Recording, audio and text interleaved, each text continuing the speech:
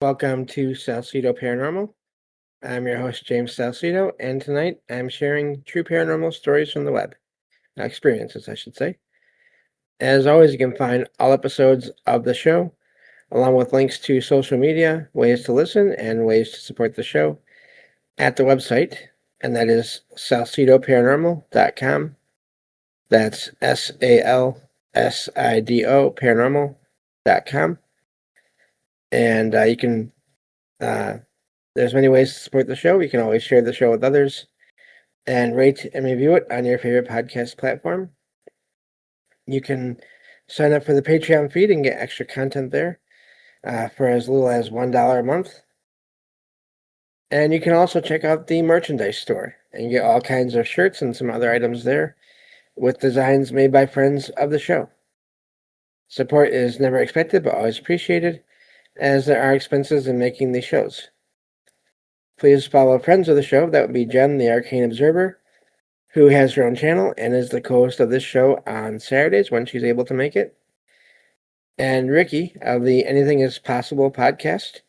I join him on his show on Sundays to talk all things paranormal. And Michael Strange, host of Troubled Minds Radio and the Troubled Minds Radio Network, KUAP, Digital Broadcasting, where you can hear all kinds of amazing shows, as well as my own, 24/7, online for free. And I think that takes care of everything there. We can get to these true stories. Thank you all for listening, however you listen to the show. And let me get back to the file here, and we'll get started again.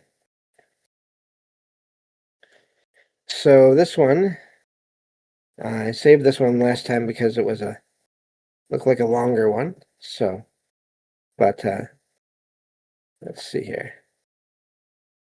All right, this one says, this happened in 2021. I was living with a flatmate in a small flat share. At the time, my ex-boyfriend was visiting me.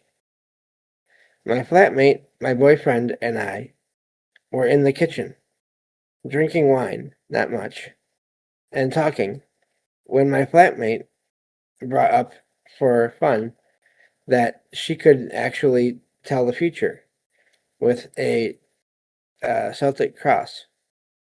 I think it's how you say that word. So she got up and got the poker playing cards. We also thought it was a fun idea to light up 2 or 3 candles for ambience, and of course, put on some spooky music. She laid the cross for him first, and then for me. What she interpreted into the cards was eerily accurate regarding past and current lives. But whatever. You have to know, we lived in a student dorm. The hallway was separated to the staircase with a big glass door, which you could hear closing from the kitchen, where the entrance to our apartment was. While the cross still lay on the table, now fully opened, we all heard steps coming from the end of the hallway, which turned into full-on running in a few seconds, stopping right outside our door. Then we heard 3 loud knocks next to the door, not even on the door. Right after that, whatever was out there ran back down into the hallway. And I swear, neither of us heard the big glass door separating the staircase from the hallway, which was the only way into the hallway, opening or closing, or in fact any other door, or voices, just running and the knocks. After that, we went to bed, obviously. We tried to laugh it off as a horribly timed prank of drunk students, but every time I think about it, it totally gives me the creeps.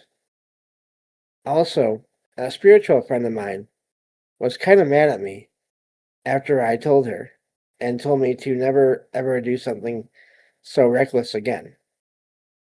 Now I want to know what you all think about this. Was it really just a bad coincidence with a dumb dare or something? And that's where that one ends. That to me is fascinating because I've heard of, in rare cases, paranormal activity surrounding uh, any kind of divination techniques or communication techniques. Of course, Ouija boards, but just anything in general.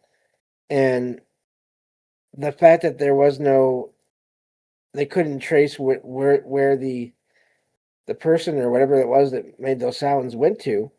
They basically just stopped and vanished. Is interesting. Um, so I wonder, was that somehow summoned by this divination technique that they used? And I don't really have anything personally against anything like that. I know there are many people out there who do amazing work for themselves and in some cases for others, using different kinds of sort of divination or communication techniques, give readings, all those kinds of things that have to do with the mind and also possibly the, I guess, other levels of reality, the spirit world, whatever you want to call that. Uh, I don't doubt that some of that is true. Obviously, there's many out there that do fake it, but I don't think that's the case with every single person by any means. So yeah, I'm really fascinated by that. How that event, the timing was definitely odd, as it was literally just when it was this card configuration was set up and sort of discussed. So that really, to me, is a fascinating experience that they had there. And I wouldn't be surprised if they didn't try that again for a very long time. Moving on to the next one here. Let's see here. This one says, once an aunt of mine asked us to look after her house while she was going on a trip. She gave us the keys in case we needed to go in. I remember hearing murmurs, but I couldn't understand what they were. So I told my dad. We went to check, and the noises were coming from where the dolls were. We just found them lying around, but we didn't think much of it. Later, my aunt came over and we told her what happened. But she didn't believe us. Anyway, 2 weeks later, I saw my aunt in the yard burning something. I went to see, out of curiosity, and it was the dolls. I asked her why, and she replied, it's better not to ask anything. And that's where that one ends. Now, that is fascinating. I could see some people saying that sounds like a made up story. However, I've heard so many accounts of weird energies and or consciousness being attached to dolls and things that it doesn't seem implausible based on experiences I have heard and read about. Um, so it's well written, but that doesn't always mean it's a made up story. So um, so yeah, I wonder what happened between the time when the father and their child at the time uh, heard this murmuring in the house, and then the time that um, the aunt burned the dolls. If there was more activity there after that, makes me wonder if there was other things before that the aunt sort of wrote off, but after hearing about other people experiencing it, maybe they thought better and they thought maybe that whatever they experienced there was real. It's hard to say without more details. But yeah, there's a whole. If you ever want to go down an interesting rabbit hole, there's a whole market, and I imagine probably multiple markets online, websites and eBay and all that stuff for people who want to buy or sell uh, what they believe to be haunted dolls, and it's not all negative. Some people say they have positive entities inside that are attached to the dolls, and it's really an odd thing to me. Um, it's not something I'd ever want to get involved in myself, but but to each their own. But yeah, it's there is something to the whole doll thing. Jen and I did a couple of shows on dolls over a couple of years ago, a few years ago, and covered things like, of course, Robert the doll and then Annabelle the doll, and all the paranormal activity surrounding them. So you can go back and probably find those if you really want to. And yeah, so that's an odd experience there. And obviously, there's more to it than just what the person that wrote that post experienced. Let's see here. Get me to the next one. And this one says, my partner and I were sleeping and were woken up to three subtle and quiet knocks on our front door at about 6:30 a.m. We are both 100% sure that it was a knock on the door and checked our cameras. The cameras picked nothing up whatsoever. We asked her mom to drive past and see if someone was there, but no one. She did see a man down the road walking along alone, but if it was him, why choose our flat? Why choose a flat that someone lives on top of? And how on earth did the camera not pick him up? We've heard a few noises around this house this week that we felt are dodgy or unexplainable, and we're so anxious we can't sleep. Going to ring the police tomorrow to see if they can check any cameras.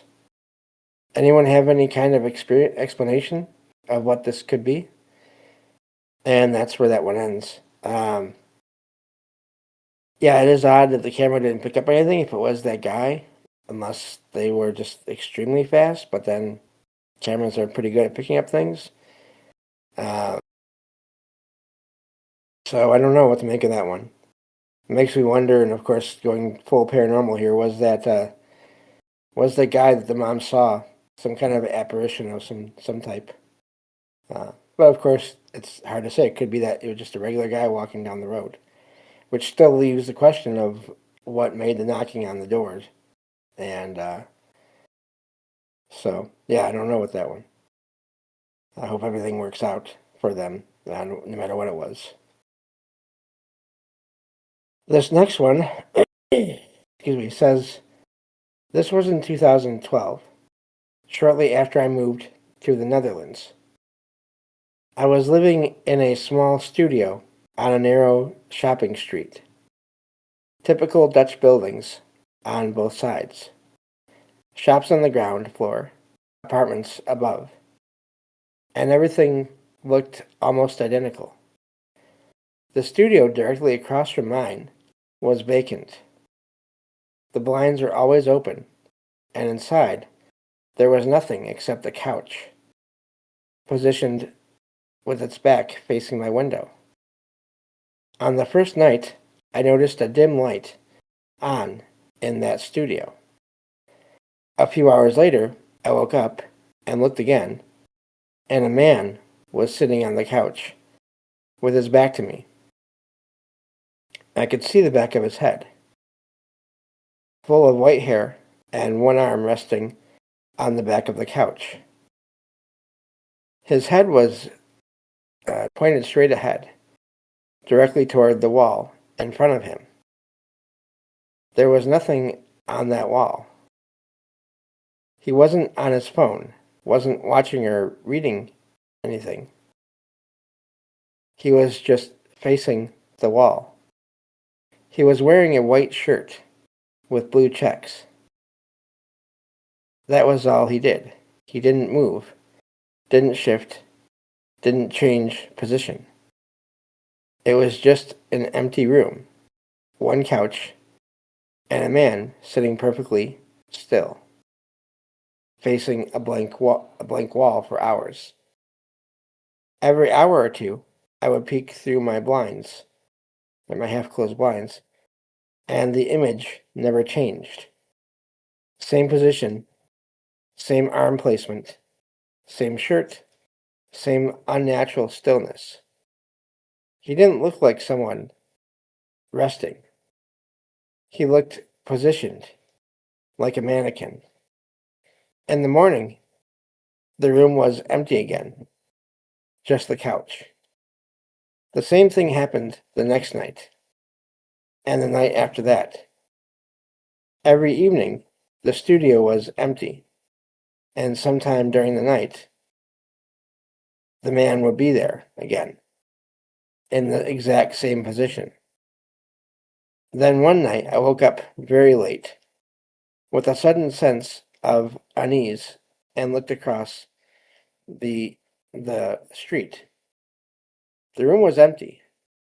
I felt relief for a moment, but before it settled, I heard the floor creak inside my studio.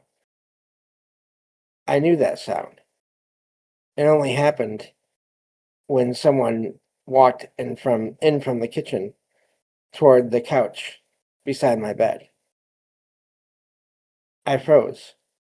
I felt a strong presence in the room, as if someone was seated on my couch, watching me. I started playing mantras, my phone, my hands shaking. I don't remember falling asleep. I don't know if I did or if I passed out. When I woke up in the morning, everything was normal. Across the street, two men were inside the studio. They were construction workers, tearing down the walls. The couch was gone. And that's where that one ends. It sounds like someone caught sight of an apparition of some kind, and they saw it for a few nights in a row there, and then possibly whoever that was picked up on that and sensed that and paid them a visit, and then was gone the next day. The light to me is fascinating. They mentioned there was a light, and but they didn't say they saw where the light was coming from. So there's a lot there to wonder about, and yeah, I definitely do, because there's just so many questions there. Was that, at first you could say maybe it was a residual apparition of some kind, and maybe it was, but maybe there was also some kind of intelligence there that picked up on, like I said, the witness there seeing that apparition, that residual image. Excuse me. And then they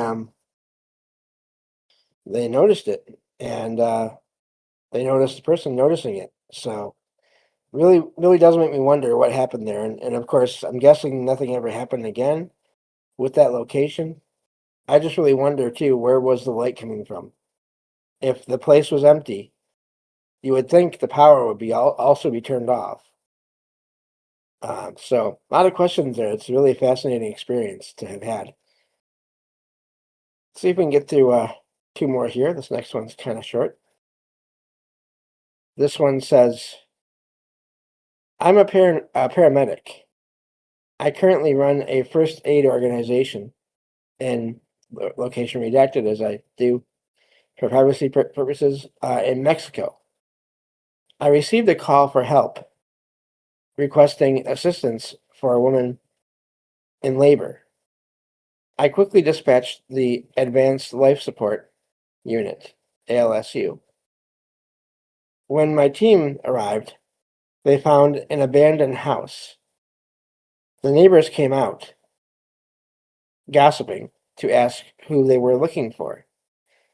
The paramedics asked for Mrs. L, and the neighbors quickly told my colleagues in a shocked and nervous tone that she had lived in the house for about 3 years and that it was impossible because she had died in childbirth while alone. My team relayed this information to me over the radio, and I was in shock. Later, I investigated and found that it had all happened. Unfortunately, the records state that the woman in labor was found 6 days after giving birth. Going into more detail than we need. And the baby was passed away as well. Has anyone else experienced something like this strange? And that's where that one ends. I do want to get to one more here, so that's a short one, so that's a good thing. We'll take one to do. Just to say that I've heard so many accounts of paramedics, police being called to locations only to find them empty and the phone not even being there. So that is a common, fairly common type of experience that people, first responders, have when it comes to paranormal experiences that they have. So that is a wild one. I, of course, feel bad for the person that passed in that situation. But anyway, that is again, I've heard and read similar accounts of experiences. So let's do one more quick one here. This one says, I'd like to share a very strange experience that happened years ago. I'm hoping someone can give me a logical explanation. It was 6 o'clock a.m. and I had just woken up.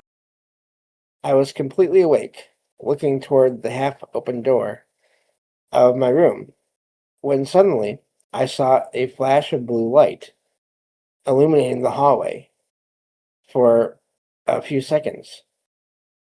As soon as I witnessed that strange scene, I sat up in bed until I suddenly decided to get up and throw open the door.